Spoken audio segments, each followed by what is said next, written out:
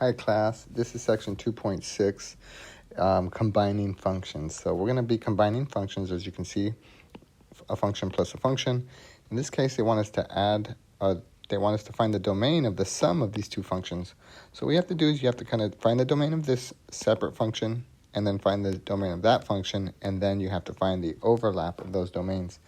So this is what they mean by that. So to find the domain of this function, you just have to set the inside part greater than or equal to 0, which is already solved. And same thing for the other one. That one you do have to solve. You have to take a couple steps, or just one step. And so you have 1 greater than or equal to x. I always like the x to be on the left side, so I'm going to reverse the 2. But when you reverse them, that means the inequality switches direction. So there we go. We have two separate inequalities. So I'll do that one in blue and this one in pink. So if you're looking at a number line, I think it's easier to think of when you have a number line. You have 0 and 1. For both of these, you have closed circles. So for this one, you're going to have, let's look at the blue one first. That would be 0. And that's greater than or equal to goes to the right. And then the pink one is at 1, and then it's less than or equal, which goes to the left. And the overlap between the two colors is the domain. So the domain is everything between 0 and 1, inclusive of 0 and 1. So that's what we're going to say. We're going to say that the domain is 0 to 1, inclusive on both ends. For this one, they give us a function f and a function g, and they want us to sketch the graph of the sum. So for this kind of a problem, I would just go on a point-by-point basis. So at 0, you can even do an xy table, or an x f plus g table, I would call it. So at 0, the sum of these two functions is 1 plus 2. So at 0, the sum of the two functions is 1 plus 2, which is 3. All right, and then you kind of want to go, you could do 1, but you're not going to get like a perfect value, but that's okay. Let's estimate this at 0.5. So at 1, we're going to have 0.5 plus 1, 2, 3, 3.7 maybe. So 0.5 plus, what's 0.5 plus 1, 2, 3.7? It's going to be about 4.2-ish. So we'll estimate that at around 4.2. And this problem is going to be a multiple choice, so you'll be able to look at the graph and determine which of the ones it is. Let's go to 2 now. So when x is 2, the sum, this is 0. This is 1, 2, 3, 4.1. So 0 plus 4.1 is 4.1. All right, let's go to another point. Let's go to this point right here. So that'd be 1, 2, 3, 4.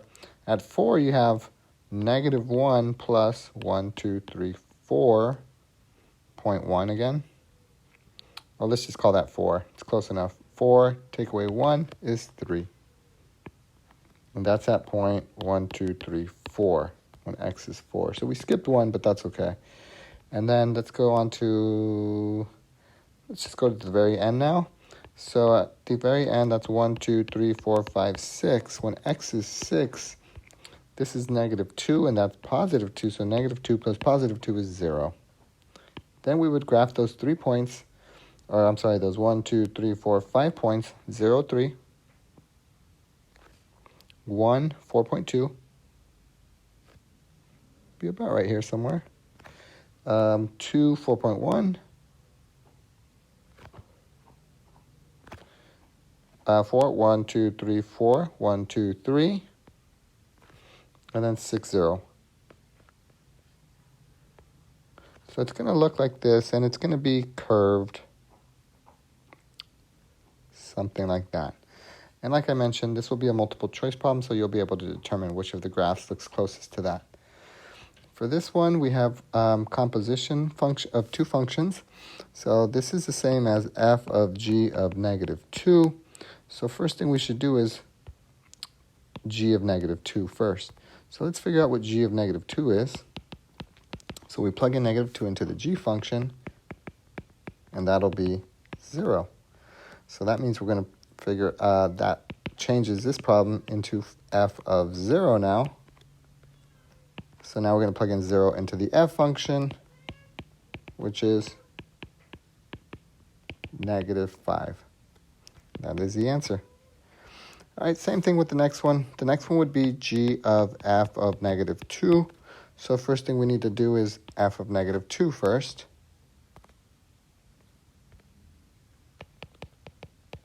So if you plug in negative 2 into the f function, you're going to get 2 times negative 2 minus 5, which is negative 4 minus 5 is negative 9.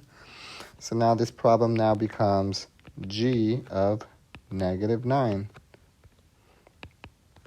So if you plug in negative 9 into the g function, you're going to get 4 minus negative 9 squared, which is 4 minus 81, which is, I believe, negative 77. All right, that's how you do composition of functions. Here we're still doing compositions, but this time we're not given the actual functions, we're given their graphs. So same thing though, you want to focus on the inside, which is g of negative 4. So let's focus on g of negative 4 first. So the way you would do this is you go to negative 4, 1, 2, 3, 4, and you're looking for the y value, which is 1, 2, 3. So there's a y value, which is 3. And then we're going to replace this part with that. So now the problem becomes f of 3. So now we're going to go to 3 on the x-axis, which is 1, 2, 3.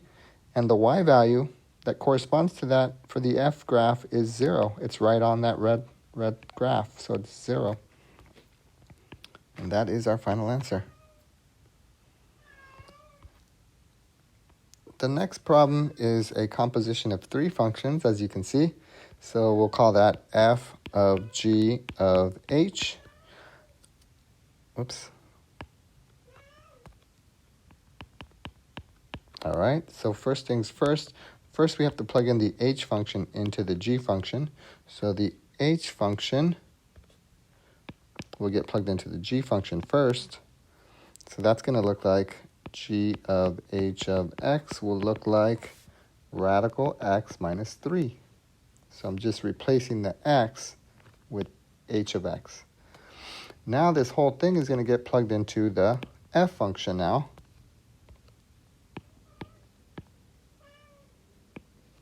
So that's going to become f of g of h of x is going to be radical x minus 3 all to the 4th power plus 1.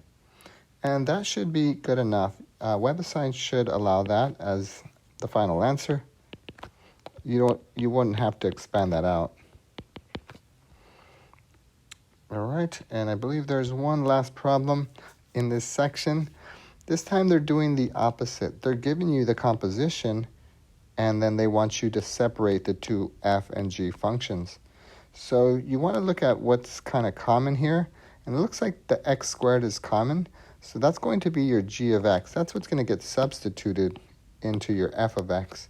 So it looks like g of x is going to be what's common here. In this case, it's x squared. And now you have to look for an f of x function that you can substitute this into. Well, you want this to go into the numerator, and you also want it to go into the denominator. So therefore, this is going to be x, because that's where you would substitute it into. And there would also have to be an x here, because you also want it to be in the denominator as well. But you also want this plus 1 to be there, so you need this plus 1 to be fixed. So that would be your final answer, and you can always verify that if you were to do the composition of f of g of x, you would end up plugging this into your f function, which would turn that into x squared. It would turn that into x squared, and that would give you the capital G of x, which is what we needed. Check. And that concludes this section.